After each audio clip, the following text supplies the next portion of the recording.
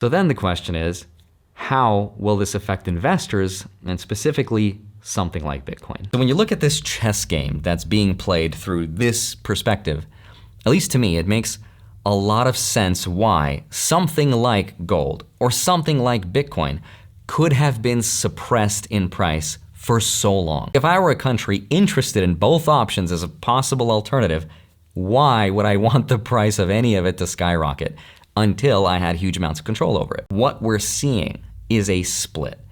On one side, you have China and the BRICS building a world where money is again backed by something physical and old and something people can see and touch. And on the other side, you have the US, which is the world's biggest exporter of paper money. And if China's system is collateralized by gold, the US will eventually have to compete and counter with something that plays to its strength, which could also be its gold. I don't know, but it could also be technology. In other words, if China is pairing its currency with something like gold, then the US could one day be paired with stable coins or maybe Bitcoin. Because think about it, both give you the same purpose in different ways. Gold represents trust through time because it's thousands of years old, it's physical, it's slow, it doesn't change much. And Bitcoin represents trust through energy and math.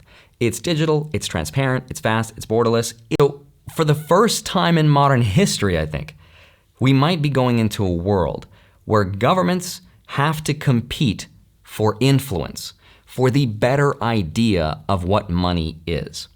And that's something that has never happened before in history.